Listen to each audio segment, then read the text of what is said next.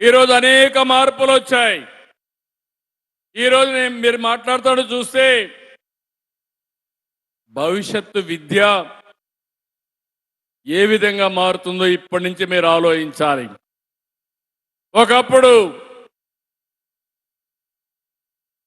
ఏదైనా satellite launch చేయాలంటే అందరం శ్రీహరికోట వైపు చూసేవాళ్ళం.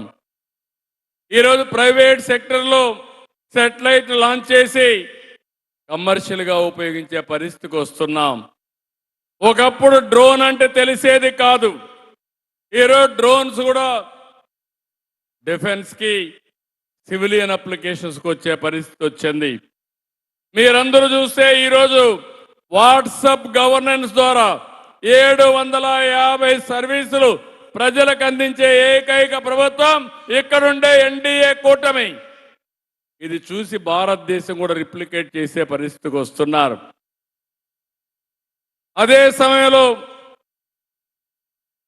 జీవన ప్రమాణాలు కూడా మెరుగుపడాలంటే మారిన పరిస్థితులకు అనుగుణంగా మీరు కూడా ఎప్పటికప్పుడు అప్డేట్ చేసి టెక్నాలజీని కూడా అనుసంధానం చేసుకుని క్వాలిటీ ఎడ్యుకేషన్ పిల్లలకు ఇవ్వగలిగితే చాలా మార్పులు వస్తాయని చెప్పి కూడా నేను మీకు తెలియజేస్తున్నా. అందుకే ఈరోజు మిమ్మల్ని అందరినీ నేను కోరేది, రేపటి నుంచి మీరు అందరూ ఉద్యోగాలకు వెళ్తున్నారు. మిమ్మల్ని అందరినీ కోరుతున్నా, మీ పిల్లల మనోభావాల ప్రకారం వాళ్ళ భవిష్యత్తు కోసం మీరు పనిచేయాల్సిన అవసరం ఉంది. నేను ఎప్పుడూ చెప్తాను, నేను నిత్యం విద్యార్థిని. ఈరోజు మీ దగ్గరకు వచ్చాను, ఈరోజు మీ విషయాలు చూశాను, కొత్త విషయాలు నేర్చుకుంటున్నాను. ఆ కొత్త విషయాలు ప్రజలకు పనికొస్తాయంటే ముఖ్యమంత్రిగా అమలు చేసే బాధ్యత ఇమ్మీడియట్గా తీసుకుంటున్నాను. ఇప్పుడే లోకేష్ గారు ఒక మాట అన్నారు, ప్రతి సంవత్సరం డిఎస్సి పెట్టాలంటే ఇంకా మళ్ళీ చెప్పాల్సిన అవసరం లేదు, ఆటోమేటిక్గా పర్మిషన్ ఇస్తాం.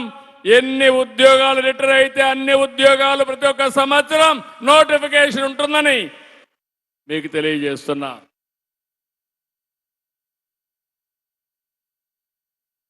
ఇంకో పక్క విద్యాశాఖలో వినూత్నమైన మార్పులు తీసుకొస్తున్నారు.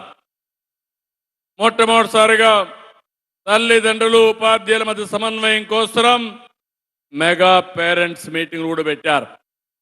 ఇది నేను ఎప్పుడో స్టేక్ హోల్డర్స్ అందరిని ఇన్వాల్వ్ చేయడం కోసం, భాగస్వాములు చేయడం కోసం ఈ యొక్క విద్యా వ్యవస్థలో ఒక వినూత్నమైన కార్యక్రమానికి శ్రీకారం చుట్టాం. అలాంటి కార్యక్రమాన్ని సంవత్సరానికి విధిగా 2 సార్లు పెట్టాలని ముందుకొచ్చారు. మన బడి మన భవిష్యత్తు కింద మౌలిక సదుపాయాలు కూడా ఏర్పాటు చేస్తున్నారు.